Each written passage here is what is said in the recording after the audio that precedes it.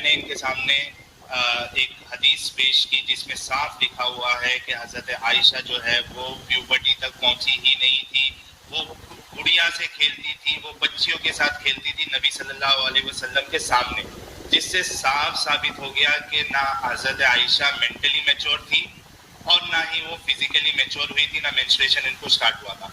अस्सलामुअलैकुम गाइस, कैसे हैं आप लोग। तो आजकल ये आर्ग्यूमेंट बहुत ज़्यादा उछाला जा रहा है कि हज़रत आयशा रज़ी अल्लाह ताला अन्हा मेंटली मैच्योर नहीं थी, शादी के लिए प्रिपेयर नहीं थी, क्योंकि वो डॉल्स के साथ खेला करती थी और जो भी डॉल्स के साथ खेलती हो वो तो एक वुमेन हो ही नहीं सकती सपोजिडली। तो एक बच्ची ही डॉल्स के साथ खेल सकती है, तो हज़रत आयशा जो हैं वो जवान नहीं थी। तो आज इस आर्ग्यूमेंट की ही इंशाल्लाह हम धज्जियाँ उड़ाएंगे।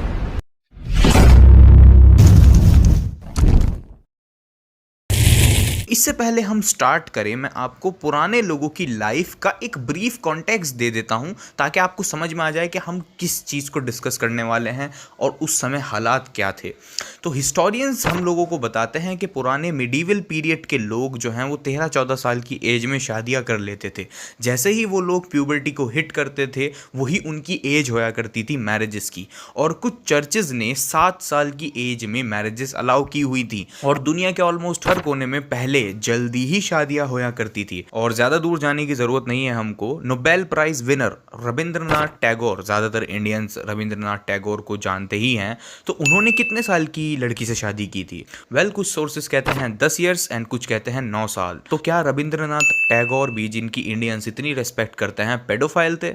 Well no, of course no. उस समय लोग जल्दी ही शादियां करते थे, लेकिन ऐसा क्यों करते थे पुराने समय के लोग? क्यों वो लोग जल्दी शादियां करते थे? वेल, उसकी वजह है उस टाइम लोगों की उम्रें कम होया करती थी। पुराने समय के लोग केवल 25 से 35 साल ही जिया करते थे। ये चार्ट दिखाता है कि कैसे पुराने लोगों की एजेस, उम्रें कम होया करती थी। फिर जैसे जैसे हम लोग मॉडर्न एरा की तरफ आए, लोगों की उम्रें बढ़ना स्टार्ट हो गई। अनदर डाटा शोज के पुराने समय में ग्लोबली उम्रें केवल 25 से 35 साल होया करती थी, यानी पुराने लोगों की एवरेज लाइफ एक्सपेक्टेंसी केवल 25 से 35 साल होया करती थी। तो अब समझ आया आपको कि क्यों पुराने लोग जल्दी शादियां करते थे? उसकी वजह यही है कि पुराने लोगों की उस समय एवरेज लाइफ एक्सपेक्टेंसी केवल 25 से 35 साल होया करती थी, तो लिहाजा उनको मैरिजेस भी प्यूबर्टी को हिट करते ही करनी पड़ा करती थी क्योंकि उनकी उम्रें ज़्यादा नहीं थी। और बात सिर्फ यहीं तक नहीं है, पुराने ज़माने में बच्चों की जो मौतें होया करती थी वो भी 50% होया करती थी।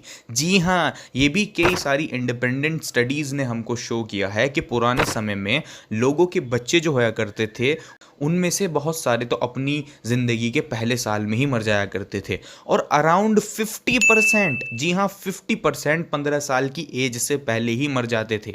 यानी अगर किसी शख्स के 10 बच्चे थे पुराने समय में, तो उनमें से 5 बच्चे तो 15 साल की उम्र से पहले ही मर जाया करते थे। तो इसी वजह से आप लोग सुनते होंगे कि पुराने समय में लोगों के बच्चे ज़्यादा होया करते थे, 7, 8, 10 बच्चे होया करते थे। तो इसकी वजह यही है कि पुराने समय के लोगों के बच्चों की मौत हो जाया करती थी, इसी वजह से उनको ज़्यादा बच्चे पैदा करने पड़ा करते थे। तो यही वजह है। वेल, अब सवाल यह आएगा कि क्यों पुराने ज़माने में उम्रें लोगों की केवल 25 से 35 साल होया करती थी?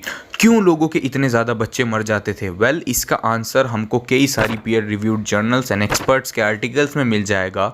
क्योंकि पुराने ज़माने में कोई मेडिसिन्स नहीं थी, कोई वैक्सीन्स नहीं थी, कोई मेडिकल एडवांसमेंट्स नहीं हुई थी, कोई एंटीबायोटिक्स हमने नहीं बनाई थी, कोई इन्फेक्शन के इंजेक्शंस कुछ नहीं था, और लोग और इन्फेंट्स जो हैं वो इन्फेक्शन से मर जाया करते थे, और छोटे छोटे मर्ज बिना मेडिसिन्स के बड़े बन जाया करते थे, और इसी वजह से वो लोग जल्दी इंतकाल कर जाया करते थे, और बच्चे भी जल्दी इंतकाल कर जाते थे क्योंकि उनको जो ज़रूरी दवाइयाँ, वैक्सीन्स हैं वो नहीं मिला करती थी। इसी वजह से 15 साल से पहले ही 50% बच्चे मर जाते थे। आज आप बीमार पड़ते हैं तो आप फ़ौरन जाके डॉक्टर से दवाई ले आते हैं और आप कुछ ही समय में ठीक हो जाते हैं, लेकिन उस समय ऐसा कुछ नहीं था। वो लोग बीमार थे तो उनके पास कुछ काम चलाऊ दवाइयाँ ही थी जिनकी मदद से वो सिर्फ कुछ समय तक सर्वाइव कर पाया करते थे, और जो सर्वाइव नहीं कर पाया करते थे वो मर जाते थे। इसी वजह से उस टाइम पर 15 साल की उम्र से पहले ही 50% बच्चे मर जाया करते थे।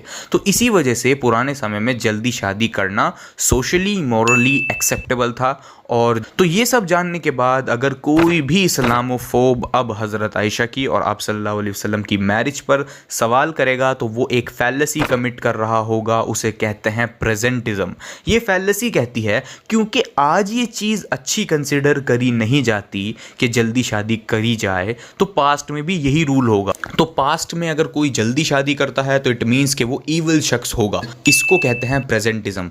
आप अपने मॉडर्न स्टैंडर्ड से, मॉडर्न माहौल से पुराने लोगों को जज नहीं कर सकते, क्योंकि उन लोगों का माहौल कैसा था ये आपको आइडिया नहीं है। और ये हम जानते हैं अब कि पुराने लोगों का माहौल अलग था, उनकी उम्रें अलग थी, और हमारा माहौल अलग है, हमारी उम्रें ज़्यादा हैं और हमारा माहौल अलग है। तो इसी वजह से पास्ट के लोगों को ईविल कंसिडर नहीं किया जा सकता। अगर कोई शख्स भी, कोई इस्लामोफोब भी ये करता है तो वो प्रेजेंटिज्म फैलेसी कमिट कर रहा है। तो पुराने समय में एवरेज लाइफ एक्सपेक्टेंसी केवल 25 से 35 साल थी। पुराने समय में इन्फेंट मॉर्टेलिटी 50% थी। 15 साल की उम्र तक 50% बच्चे मर जाते थे।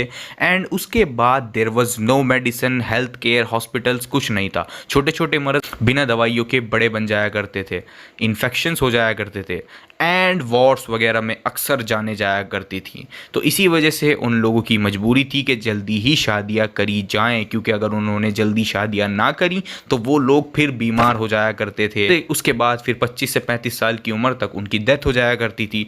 तो इसी वजह से वो लोग जल्दी शादियां भी करते थे। तो अब आपको एक ब्रीफ कॉन्टेक्स्ट मिल चुका है कि पुराने समय में क्या होता था। अब चलते हैं एडम सीकर के क्लेम की तरफ। क्लिप सुनिए। इस हदीस के अंदर हम देखते हैं कि कहा जा रहा है कि हजरत आयशा फरमा रही हैं कि वो खेला करती थी गुड़ियों के साथ, डॉल्स के साथ, गुड़ियों के साथ हजूर सल्लल्लाहु अलैहि वसल्लम की प्रेजेंस में। और उस वक्त उनकी गर्लफ्रेंड्स यानी कि छोटी और सहेलियां भी मौजूद होती थी जो खेला करती थी। When Allah Messenger used to enter my dwelling place, they used to hide themselves. और जब रसूलुल्लाह सल्लल्लाहु अलैहि वसल्लम हजरत आयशा के घर में दाखिल होते थे, क्योंकि हजूर की हर बीवी का अपना अपना घर था, तो वो छुप जाती थी। लेकिन हजरत मोहम्मद उन बच्चियों को बुला लेते थे और उनके साथ एंजॉय करते थे खेल खेलना। इस हदीस को फतहुल बारी में एक्सप्लेन किया गया है। फतहुल बारी में इमाम हाजर अस्कलानी लिखते हैं, the playing with dolls and similar images is forbidden, कि गुड़ियों के साथ खेलना मना है, ममनू है, हराम है। But it was allowed for Ayesha, लेकिन वो हजरत आयशा के लिए, अम्मा आयशा के लिए अलाउड था, उनके लिए हलाल था उस वक्त, एट दैट टाइम। क्यों? सो वर्ड से पढ़िएगा क्यों। As she was a little girl not yet reach the age of puberty, क्योंकि उस वक्त वो बहुत छोटी बच्ची थी और उनको प्यूबर्टी नहीं शुरू हुई थी। यानी कि फ़र्स्ट ऑफ़ ऑल इस हदीस में ये जो वर्डिंग्स हैं कि हज़रत आयशा प्यूबर्टी तक नहीं पहुंची थी, ये एक्चुअल अरबिक टेक्स्ट में नहीं है। ये हदीस बस इतनी है कि हज़रत आयशा डॉल्स के साथ खेला करती थी, बस। उसके बाद इमाम हजर ने इसको एक्सप्लेन करने की कोशिश करी है अपनी बुक फतहुल बारी में, और उनके इस ओपिनियन के अकॉर्डिंग हज़रत आयशा प्यूबर्टी तक नहीं पहुंची थी। सबसे पहली बात यह है कि हमको ये कन्फर्मली पता है कि हज़रत आयशा बड़े होने के बाद भी, या फिलहाल ये कह लो कि प्यूबर्टी के बाद भी डॉल्स के साथ खेला करती थी। और इसका सबूत है सुनन अबू दाऊद 4932 सही ग्रेडेड बाय शेख अलबानी हदीस। इस हदीस में लिखा है कि जब आप सल्लल्लाहु अलैहि वसल्लम तबूक और खैबर के कैंपेन से वापस आए तो उन्होंने हज़रत आयशा की डॉल्स देखी और हज़रत आयशा से पूछा ये क्या है। तो हज़रत आयशा ने जवाब दिया मेरी डॉल्स। फिर आप सल्लल्लाहु अलैहि वसल्लम ने उन डॉल्स में से एक के बारे में पूछा कि वो क्या है। हज़रत आयशा ने फरमाया अ विंग्ड हॉर्स। फिर आप सल्लल्लाहु अलैहि वसल्लम मुस्कुराए। तो ये हदीस इस बात का सबूत है कि आप सल्लल्लाहु अलैहि वसल्लम ने हज़रत आयशा को डॉल्स से खेलने से मना नहीं किया। और ये हदीस कहती है कि जब आप सल्लल्लाहु अलैहि वसल्लम तबूक और खैबर के कैंपेन से वापस आए तब डॉल्स देखी। तो ये इस बात का सबूत है कि हज़रत आयशा के प्यूबर्टी तक पहुंच जाने के बाद ये वाक़या हुआ। क्यों? क्योंकि ये बात हमको पता है कि बैटल ऑफ खैबर का कैंपेन 7 ईयर्स आफ्टर हिजरा में हुआ था, यानी इस समय हज़रत आयशा 14 या 15 साल की थी, एंड इवन ज़्यादा भी हो सकती है।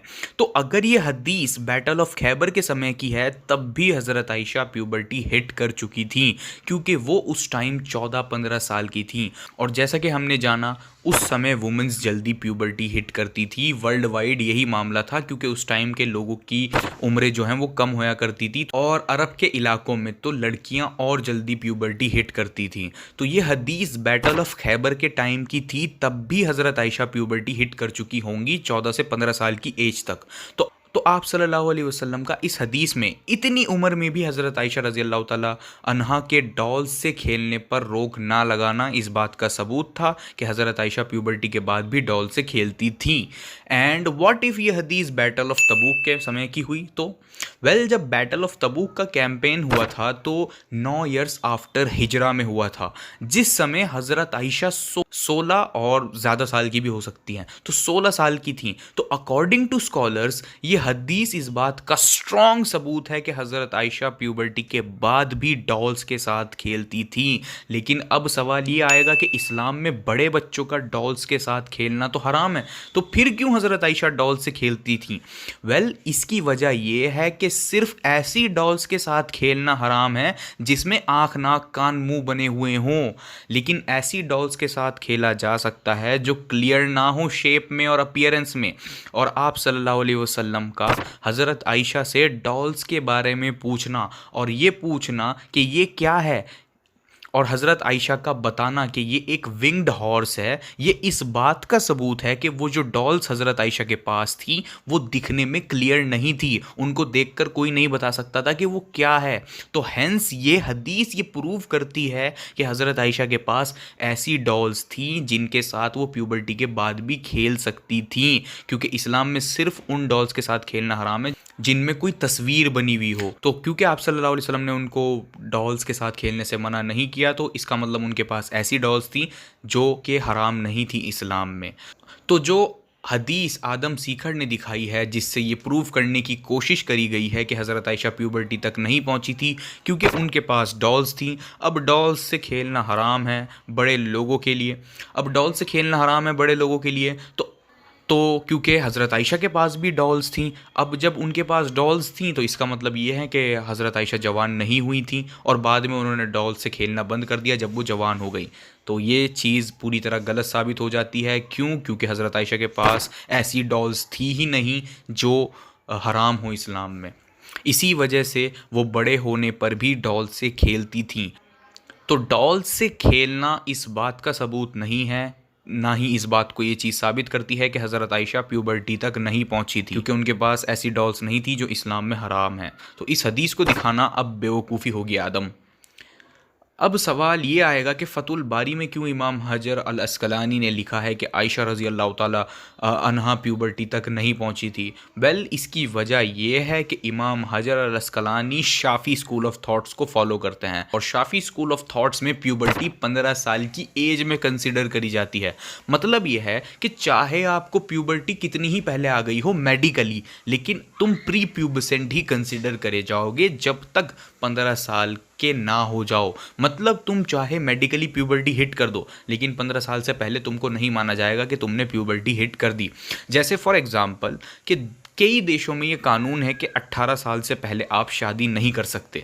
तो अगर 18 साल से पहले आप शादी नहीं कर सकते, तो अगर कोई शख्स 17 साल और 360 दिन का भी होगा तो भी वो कानूनी तौर पर शादी नहीं कर पाएगा। अब ऐसा तो नहीं है ना कि 4-5 दिन के अंदर उसके अंदर अचानक से कोई ऐसा चेंज आ जाएगा जिसके लिए वो शादी के लायक हो जाए, नहीं ना। बट अकॉर्डिंग टू लॉ आप 18 साल से पहले मैरिज कर ही नहीं सकते, चाहे आप मेंटली और फिजिकली रेडी हो या ना हो। 18 साल से पहले आप नहीं कर पाओगे लीगली शादी। उसी तरह ये शाफी स्कूल ऑफ थॉट्स का रूल था कि 15 साल से पहले आप प्री प्यूबसेंट ही कंसिडर करे जाओगे, चाहे आप फिजिकली प्यूबर्टी हिट कर चुके हों, लेकिन कंसिडर नहीं करे जाओगे। इसी वजह से पॉसिबली यही वजह है जो इमाम हजर ने उस डेफिनेशन से हज़रत आयशा को प्री प्यूबसेंट कहा था। इसका मतलब ये नहीं है कि वो प्यूबर्टी तक फिजिकली नहीं पहुंची थी। इनफैक्ट जिसको आदम सीकर ने कोट किया है इमाम हजर ने, उन्होंने खुद अपनी बुक में लिखा है फतुल बारी वॉल्यूम 10 पेज 527 में इमाम हजर कहते हैं कि मेरे लिए पॉजिटिवली ये कहना कि हज़रत आयशा प्यूबर्टी तक नहीं पहुंची थी ये क्वेश्चनेबल है बट पॉसिबल भी है। इट मीन्स इमाम हजर अल अस्कलानी वॉज नॉट श्योर, वो अनसर्टेन थे इस मामले में कि हज़रत आयशा प्यूबर्टी तक पहुंची थी या नहीं पहुंची थी। और आगे उन्होंने उसी हदीस को डिस्कस करते हुए लिखा है कि बैटल ऑफ तबूक के दौरान तो वो डेफिनेटली प्यूबर्टी तक पहुंच गई थी, जैसा कि हमने प्रीवियसली इस हदीस में लिखा हुआ देखा था। बैटल ऑफ खैबर और तबूक के मौके तक हज़रत आयशा डॉल से प्ले करती थी जब वो फिजिकली प्यूबर्टी अटेन कर चुकी थी, और यही कई स्कॉलर्स का मानना है कि यह हदीस एक स्ट्रॉन्ग प्रूफ है कि हज़रत आयशा इन दोनों मौक़ों तक प्यूबर्टी हिट कर चुकी थी। प्यूबर्टी के बाद भी हज़रत आयशा डॉल से खेला करती थी। तो आदम सीकर इमाम हजर वाजन श्योर अबाउट दैट, तो उनको कोट करना is not a good idea, और वो खुद श्योर नहीं थे। तो इस हदीस की एडमिक इंटरप्रिटेशन और इस फ़तहुल बारी की कोट को मैंने आपको एक्सप्लेन कर दिया, और इस फ़तहुल बारी के कोट की मैंने आपको वजह बता दी कि क्यों हज़रत आयशा की प्यूबर्टी के अगेंस्ट इन चीज़ों को, इस हदीस को और फ़तहुल बारी के कोट को यूज़ करना एक गुड आइडिया नहीं है। Now let's see what he has to say next. Things which annuls the prayer, वो चीजें जो नमाज को तोड़ देती हैं, वर मेंशन्ड बिफोर मी, उनको जब बताया गया हज़रत आयशा को कि एक कुत्ता, एक गधा और एक औरत नमाज तोड़ देती है, तो हज़रत आयशा रज़ी अल्लाह अन्हा ने उन शख्स को फरमाया, क्या तुमने मुझे और औरतों को गधों और कुत्तों से कंपेयर कर रहे हो? गधों और कुत्तों की तरह समझा हुआ है? बाय अल्लाह, अल्लाह की कसम, वल्लाही, I saw the Prophet sallallahu alaihi wasallam praying, नमाज पढ़ते वक्त, while I used to lie in the bed between him and the qibla, जिस वक्त मैं उनके और किबले के दरमियान में लेटी हुई होती थी। जनाब, लिहाजा इलियास साहब के लिए मैं एक और हदीस ले आता हूँ जिनसे उन्हें पता लग जाए कि हजरत आयशा कितनी नजदीक लेटी हुई होती थी। सही बुखारी की हदीस है 513। इसमें फरमाया जाता है कि नबी पाक सल्लल्लाहु अलैहि वसल्लम की वाइफ फरमा रही हैं, I used to sleep in front of Allah messenger with my legs opposite to qibla, किबले की मुखालिफ समत में मेरी टांगें होती थी और मैं नबी पाक के सामने लेटी होती थी। एंड व्हेनेवर ही पोस्ट्रेटेड, और जब उन्होंने सजदा करना होता था, ही पुश्ड माय फीट, तो वो मेरे टांगों को दबाते थे। एंड आई विड्रॉ देम, और मैं उन्हें पीछे हटा लेती थी। अगर हम अरबी को देखेंगे तो उसमें नजर आएगा कि वो अपनी टांगों को पकड़ लेती थी।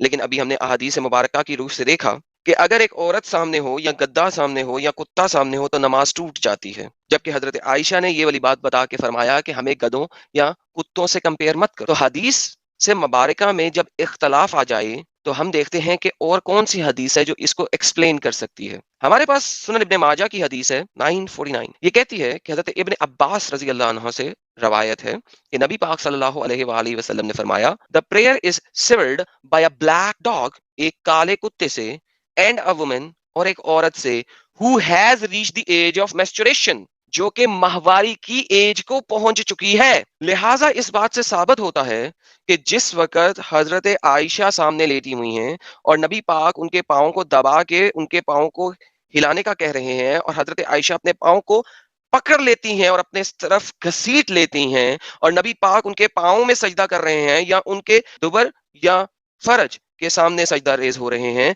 उस वक्त हजरत आयशा की इन चीजों के बारे में वो नहीं सोच रहे थे, क्योंकि हजरत आयशा उस वक्त अभी मैस्चुरेशन तक नहीं पहुंची थी, यानी कि अभी हजरत आयशा प्यूबर्टी को नहीं पहुंची थी। आदम सीकर ने एक हदीस दिखाई जिसमें लिखा था कि अगर एक गधा और एक कुत्ता और एक वुमन अगर आपके सामने आ जाएं तो नमाज टूट जाती है। और हज़रत आयशा फरमा रही हैं कि मैं आप सल्लल्लाहु अलैहि वसल्लम के सामने लेटी हुई करती थी नमाज के दौरान।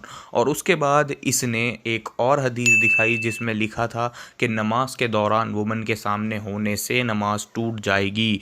और एक हदीस दिखाई जिसमें लिखा था कि बच्चियों के सामने आने से नमाज नहीं टूटेगी, बल्कि वुमन होनी चाहिए, प्यूबर्टी हिट कर चुकी वुमन, उससे नमाज टूटेगी। तो इससे आदम सीकर ने ये कंक्लूड किया कि हज़रत आयशा क्योंकि वुमन नहीं थी और प्यूबर्टी तक नहीं पहुंची थी, इसी वजह से वो नमाज के दौरान prophet peace be upon him के सामने लेटी हुई करती थी और एक वुमन सामने आ नहीं सकती, तो इसी वजह से हज़रत आयशा प्यूबर्टी तक नहीं पहुंची थी। तो क्लैपिंग, आदम सीकर ने प्रूव कर दिया कि हज़रत आयशा प्री प्यूबसेंट गर्ल थी। वेल देखो, तुम लोग कोई स्कॉलर नहीं हो, तुम लोग तो कुछ भी नहीं हो, तुम्हें तो कोई टाइटल देना भी गुनाह होगा। खैर, मैं आपको बताता हूँ कि आदम का कंक्लूजन क्यों गलत है और कैसे हज़रत आयशा ने ही आदम की इस अंडरस्टैंडिंग को गलत प्रूव किया है। जिस हदीस से वो हज़रत आयशा को बच्ची प्रूफ करने की नाकाम कोशिश कर रहा था, इसी हदीस में लिखा है कि हज़रत आयशा को कुछ लोगों ने आके बताया कि नमाज 3 चीज़ों से टूट जाती हैं। वो 3 चीज़ें थीं कुत्ता, गधा और वुमन। तो हज़रत आयशा ने उन लोगों को सरकास्टिकली कहा कि तुमने हमें गधे और कुत्तों से कंपेयर कर दिया। तो इट मीन्स कि हज़रत आयशा को ये बात अच्छी नहीं लगी कि तुमने उनको गधे और कुत्तों से कंपेयर किया। फिर हज़रत आयशा ने उन लोगों को, जिन लोगों को ये मिसअंडरस्टैंडिंग हो गई थी कि ये 3 चीज़ें नमाज तोड़ देती हैं, उसके बाद हज़रत आयशा ने उनको करेक्ट करते हुए बताया कि अल्लाह की कसम, मैं नबी सल्लल्लाहु अलैहि वसल्लम के सामने लेटी हुई करती थी जब वो नमाज पढ़ते थे। तो इसका मतलब समझ आया आपको? इसका मतलब ये हुआ कि उन लोगों को ये कन्फ्यूजन हुई थी कि वुमेन के सामने आने से नमाज टूट जाती है, जिसकी करेक्शन हज़रत आयशा ने करी और कहा तुम लोगों ने हमको गधे और कुत्तों से कंपेयर किया। और फिर उन्होंने कसम खा के कहा कि अल्लाह की कसम मैं प्रॉफिट के सामने लेटी हुई करती थी नमाज के दौरान। यानी हज़रत आयशा खुद को वुमन ही कंसिडर करती थी, वो एक वुमन थी। इसी वजह से उन्होंने कसम खा के उन लोगों की मिसअंडरस्टैंडिंग को करेक्ट किया। यानी मतलब ये हुआ कि ये तीन चीज़ों से नमाज टूटती नहीं, बल्कि नमाज डिसरप्ट हो जाती है। डिसरप्ट कर सकती हैं ये तीन चीज़ें नमाज, ध्यान भटका सकती हैं, और विच इज़ ट्रू। लेकिन इन तीन चीज़ों से नमाज टूटेगी नहीं, बल्कि इंटरप्ट हो जाएगी। बट अब सवाल ये आएगा कि फिर उन हदीसों को क्या जिसमें लिखा है कि नमाज टूट जाती है इन तीन चीज़ों से? वेल, ये सब कन्फ्यूजन थी जिसको हज़रत आयशा ने क्लियर कर दिया, खुद क्लियर कर दिया। इन चीज़ों से नमाज टूटती नहीं है, ये हज़रत आयशा ने ही क्लियर किया। और सही हदीस है जिसमें यही अल्फाज हैं कि नमाज डिसरप्ट हो जाती है। और अनदर हसन हदीस है जिसमें लिखा है कि nothing Annals the prayer. And इमाम नववी, एक फेमस स्कॉलर, ने भी यही कहा है कि डिसरप्ट मीनिंग सिर्फ एक नेगेटिव इफेक्ट आता है नमाज में, और कुछ भी नहीं, नमाज टूटती नहीं है। तो आदम ने जिस हदीस से ये साबित करने की कोशिश करी कि हज़रत आयशा वुमन नहीं थी बल्कि बच्ची थी, प्यूबर्टी को उन्होंने हिट नहीं किया था, उसी हदीस से मैंने आपको साबित किया कि हज़रत आयशा खुद को वुमन ही कंसिडर करती थी। हज़रत आयशा ने उन लोगों की मिसअंडरस्टैंडिंग को क्लियर ही इस चीज़ के साथ किया कि वो एक वुमन थी। अगर हज़रत आयशा वुमन ना होती तो वो कसम खाती ना कि मैं आप सल्लल्लाहु अलैहि वसल्लम के सामने लेटी होया करती थी। इट मीन्स कि हज़रत आयशा खुद को वुमन कंसिडर करती थी, और आप सल्लल्लाहु अलैहि वसल्लम के सामने जब वो लेटी होया करती थी तो वो वुमन ही थी, और इससे नमाज नहीं टूटती। अगर नमाज टूट जाती तो आप सल्लल्लाहु अलैहि वसल्लम भी कहीं और जाके नमाज पढ़ा करते। तो नमाज के दौरान वुमन के सामने होने से नमाज नहीं टूटती, इस चीज़ को हज़रत आयशा ने रिजेक्ट कर दिया है। प्रॉफिट ये नहीं कह सकते हज़रत आयशा के अकॉर्डिंग, क्योंकि वो खुद भी वुमन होकर आप सल्लल्लाहु अलैहि वसल्लम के सामने लेटी होया करती थी। तो आदम जिससे तुमने बच्ची साबित करने की कोशिश करी हज़रत आयशा को, उसी हदीस से ये साबित होता है कि वो एक वुमन थी। और भी कई हदीसें हैं जिसमें हज़रत आयशा ने खुद को वुमन ही बुलाया है, जैसे सही अल बुखारी 2661। इसमें हज़रत आयशा अपने पास्ट के बारे में बता रही हैं और बताया है कि कैसे वो पहले कमज़ोर होया करती थी, और उस टाइम वुमेंस इतनी कमज़ोर होया करती थी और ज़्यादा खाती भी नहीं थी। इसी वजह से कुछ लोगों ने ये रियलाइज़ किए बिना कि हज़रत आयशा उस हौदे में, ऊँट के ऊपर जो हौदा रखा जाता है उस हौदे में है या नहीं, उस हौदे को ऊँट के ऊपर रख दिया। यानी उस टाइम हज़रत आयशा और वुमेंस इतनी कमज़ोर होया करती थी कि लोगों ने उनके उस हौदे में होने या ना होने को रियलाइज़ ही नहीं किया और उस हौदे को ऊँट के ऊपर रख दिया। तो जिस टाइम हज़रत आयशा कमज़ोर थी उस टाइम उन्होंने खुद को वुमन ही बुलाया है और औरत कहा है। तो आदम सीकर देख ले भाई, हज़रत आयशा जब बॉडी में कमज़ोर थी तब वो खुद को वुमन कह रही हैं।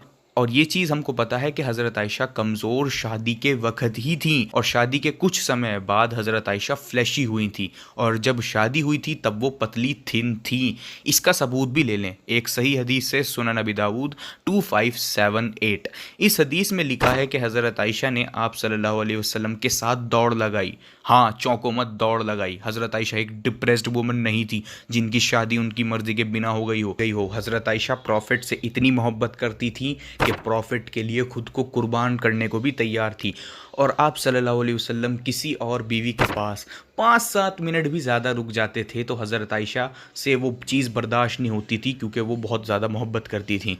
I mean, अगर उनकी शादी उनकी मर्ज़ी के बिना हुई थी, उनको आप सल्लल्लाहु अलैहि वसल्लम सिर्फ माज़अल्लाह अपनी लस्ट पूरी करने के लिए लाए थे, तो ये मोहब्बत कैसे हो गई हज़रत आयशा को इतनी ज़्यादा? It's impossible. खैर, हज़रत आयशा ने प्रॉफिट के साथ रेस लगाई और पहली बार हज़रत आयशा रेस जीत गई। और उसके कुछ समय बाद जब दोबारा कभी मौका आया, जब हज़रत आयशा थोड़ी फ्लैशी हो गई थी, उनका वज़न थोड़ा बढ़ गया था, तो आप सल्लल्लाहु अलैहि वसल्लम ने हज़रत आयशा को रेस में हरा दिया था। तो इस हदीस से ये साबित हुआ कि हज़रत आयशा शादी के बिल्कुल शुरुआती दिनों में पतली थी, और इस हदीस में जब वो पतली थी वो खुद को वुमन कह रही हैं। तो इस चीज़ से ये चीज़ साबित हुई, जिस टाइम हज़रत आयशा को खुद को बच्ची कहना चाहिए था अकॉर्डिंग टू दीज इस्लामोफोब्स, उस टाइम भी वो खुद को वुमन ही कह रही थी। इसका मतलब ये हुआ कि हज़रत आयशा प्यूबर्टी तक पहुंच गई थी जब उनकी शादी कंज्यूमेट हुई थी। और ये हमको पता है कि यह हदीस बिल्कुल शुरुआती दिनों की है, क्योंकि उस टाइम हज़रत आयशा पतली थी, और जब वो पतली थी तब भी वो खुद को वुमन ही कहती थी। और जब हज़रत आयशा थोड़ी फ्लैशी हो गई थी, और हज़रत आयशा फ्लैशी शादी के कुछ समय बाद हुई थी। तो आदम सीकर की थ्योरी कि हज़रत आयशा प्यूबर्टी तक नहीं पहुंची थी, ये हदीस उसकी धज्जियां उड़ा देती है, सिंपल एंड क्लियर। और वैसे भी आप लोग थोड़ा दिमाग से सोचें, हज़रत आयशा ने 2000 प्लस हदीसें नैरेट करी हैं, उनके कुरान याद था। सहाबा कहते हैं कि हमने हज़रत आयशा से बहुत इल्म हासिल किया और उनको नॉलेजेबल पाया। हज़रत आयशा अबू हुरैरा रज़ी अल्लाह ताला अन्हु तक को करेक्ट कर चुकी हैं।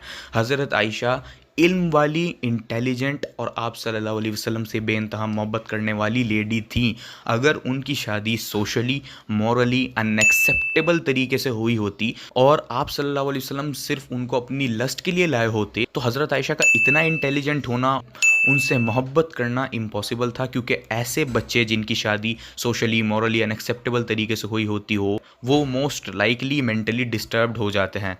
तो आज हमने साइंटिफिकली, हिस्टोरिकली खुद हदीसों से देखा कि हज़रत आयशा खुद को वुमन कहती थी। और अब अगर कोई उस शादी पर क्वेश्चन करता है तो वो प्रेजेंटिज्म फैलेसी कमिट कर रहा है। उस टाइम लोग जल्दी शादी करते थे, क्योंकि अगर उन्होंने जल्दी शादी नहीं करी तो कुछ टाइम में ही वो मर जाते थे, बीमार पड़ जाते थे। हदीस 2121 कि हजरत मोहम्मद सल्लल्लाहु अलैहि वसल्लम ने हजरत आयशा के साथ इंटरकोर्स किया और हक के ज़ौजियत अदा किया जब वो 9 साल की थी। और उस वक़्त सही बुखारी की हदीस भी है कि वो उनको अपने घर में लेके आए थे। इलियास साहब क्या फरमाते हैं? और अम्मा आयशा 6 साल के थे निकाह हुआ, 9 साल के थे विदाई हुई। और अम्मा आयशा 9 साल की उम्र में पहुंचकर अल्हम्दुलिल्लाह बड़ी हो चुकी थी, प्यूबर्टी आ चुकी थी। अब आपने देख लिया कि हदीसें क्या फरमाती हैं। हजरत आयशा 9 साल की थी, प्यूबर्टी को नहीं पहुंची थी। अगर दूसरी चीज़, हज़रत आयशा की शादी के टाइम उम्र 6 साल थी और कंज्यूमेशन के टाइम 9। आप सल्लल्लाहु अलैहि वसल्लम का वेट करना 2-3 साल, ये इस बात का एक्स्ट्रा स्ट्रॉन्ग सबूत है कि प्रॉफिट ने हज़रत आयशा के फ़िज़िकली मैच्योर होने का वेट किया। और यही बात स्कॉलर्स कहते हैं कि आप सल्लल्लाहु अलैहि वसल्लम का वेट करना इस बात का सबूत है कि आप शादी भले ही पहले कर लें, लेकिन आप मैरिज कंज्यूमेट नहीं कर सकते जब तक लड़की फिजिकली प्रिपेयर ना हो जाए। और हो चुकी हुई थी और उनको प्यूबर्टी आ चुकी हुई थी। मेरा इलियास साहब को चैलेंज है कि मुझे कुतुब सित्ता के अंदर कोई सी भी सही हदीस दिखा दीजिए जहां पे लिखा हो एक्सप्लिसिटली कि अम्मा आयशा को प्यूबर्टी आ चुकी हुई थी। ये चैलेंज उनके लिए ताक़यामत रहेगा।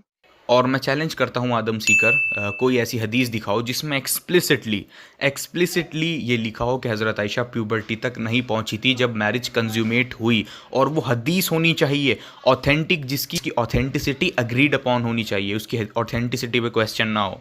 तो मैंने तो आपको दिखा दी, हज़रत आयशा खुद को वुमन ही कहती थी और हदीसों से ये साबित किया कि हज़रत आयशा एक वुमन ही थी जब डरती थी। और जिन हदीसों को आदम सीकर ने दिखा करके ये साबित करने की कोशिश करी कि इनसे ये साबित होता है कि हज़रत आयशा प्यूबर्टी तक नहीं पहुंची थी, उनको भी मैंने डिबंक किया। एंड अगर आदम तुम मुझे रिस्पांस देते हो तो प्लीज़ इसी तरीके से रिस्पांस देना जिस तरीके से मैंने तुम्हारे पॉइंट को उठा करके का जवाब दिया, तो तुम भी मेरे पॉइंट का ही जवाब देना। कुछ भी चीज़ वीडियो की स्किप मत करना, वरना फिर मुझे जवाब देते हुए आलकस आएगा।